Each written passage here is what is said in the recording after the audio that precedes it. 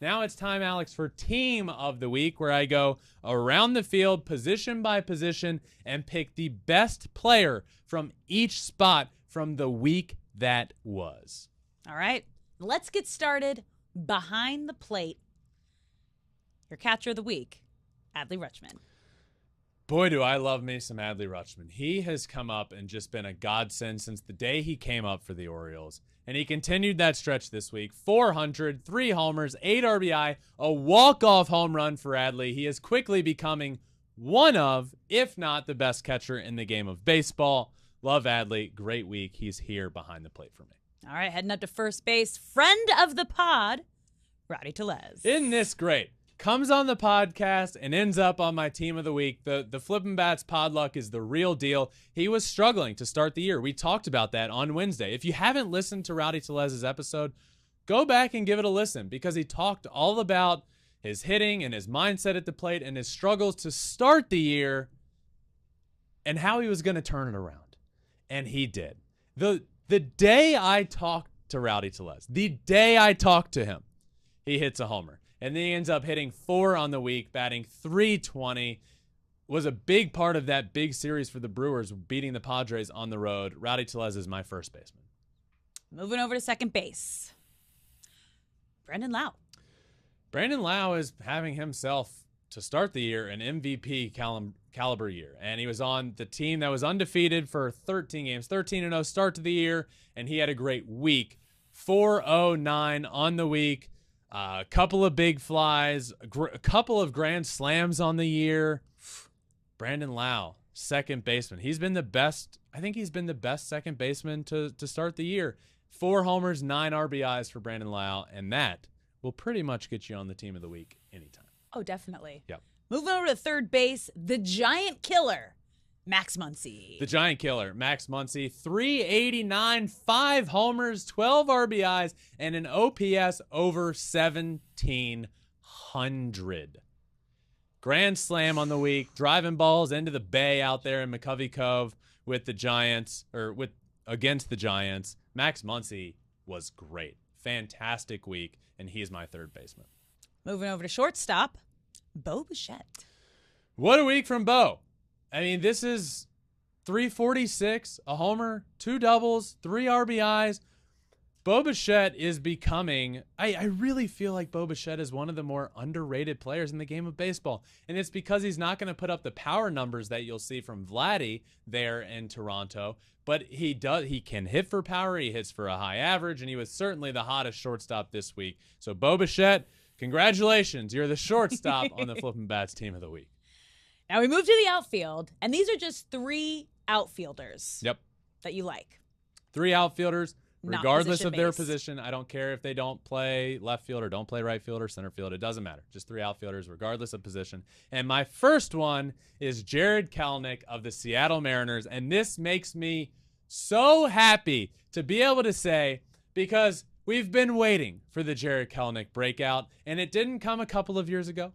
It didn't come last year. But if you remember again, AL West preview, my Mariners breakout player was Jared Kelenic this year because I watched him a lot in spring training. In a totally revamped swing, it's calmer, it's smoother, and he has tons of pop. We all know that. He hit a ball over 480 feet the other day in Wrigley, and he's continued that on. He hit a homer in 4 straight, 409, 4 homers, 6 RBI, 7 runs scored, 4 games in a row with a home run. Jared Kelenic, my friends, has arrived. And for the first time, he's on my team of the week. Oof. All right. Your second outfielder, a big reason that you put the Braves at number 1 in your power rankings this week, Ronald Acuna Jr. Absolutely a huge reason for that. The Braves were good last year, but they didn't have Ronald Acuna like we knew Ronald Acuna can be because he was still dealing with that injury. Now he's back, and he hit 500 on the week. He had 12 hits on the week. 12 hits is a good month. Mm-hmm. Good month. 7 RBI. Just a really good. I'm so happy that Ronald Acuna is back and healthy and playing good baseball. This is the Ronald Acuna that the game of baseball needs. And batting 500 on a week, pretty good start for getting on the team of the week. So he's my second outfielder this week.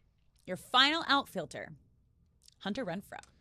Hunter Renfroe has heated up for the Angels, and he's slow, I guess. I don't want to say slow start because this is still like the start to the year, but a slow first week of the year, and then he really flipped that switch. Hit like 3 homers in a very short span to get going, and then this week, 409 batting average, 2 homers, 7 RBIs, has continued his hot stretch.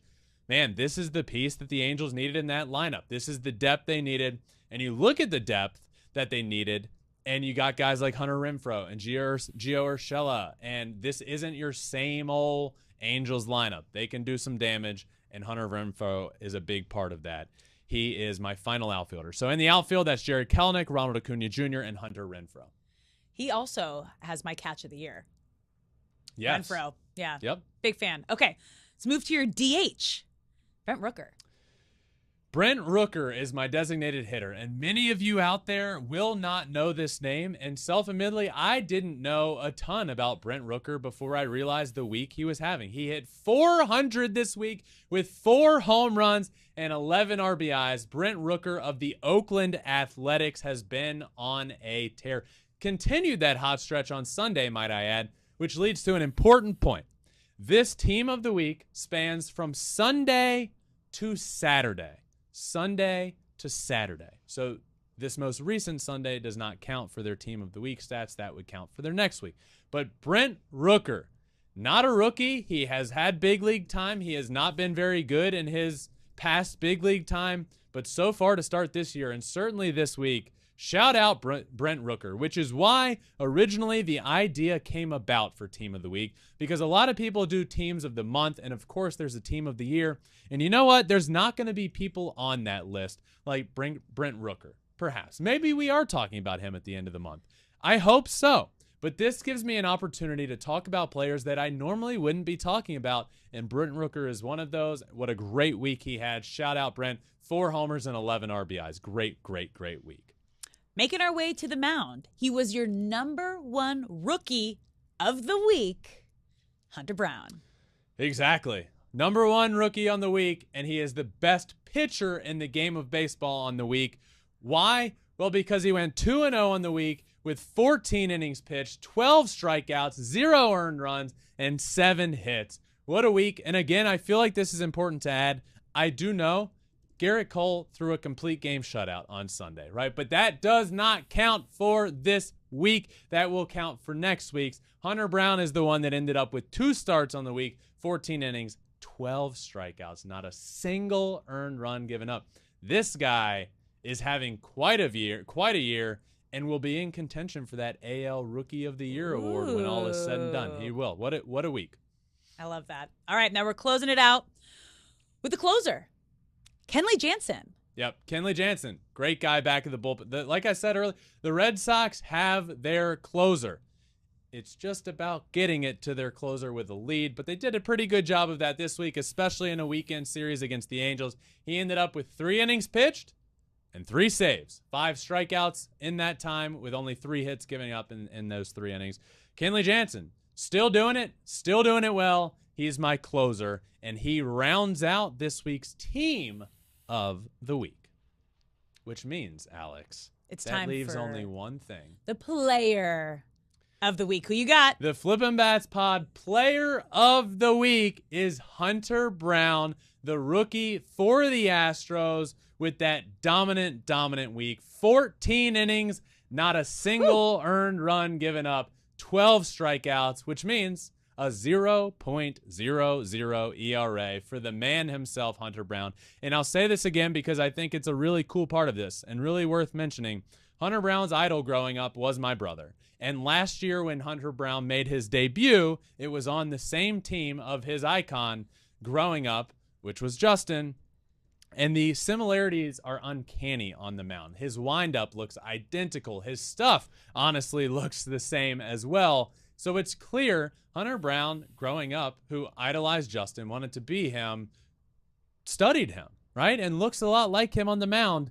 And this week, certainly he looked like him as well. So Justin, this is a stat from Michael Schwab who tweeted this. Justin Verlander threw his first 3 starts of 2022, 19 innings pitched, a 1.89 ERA, 20 strikeouts, 1 win, and 10 hits. Very good. Hunter Brown threw his first 3 starts of 2023, 18 2/3, a 1.93 ERA, 17 strikeouts, 2 wins, and 13 hits.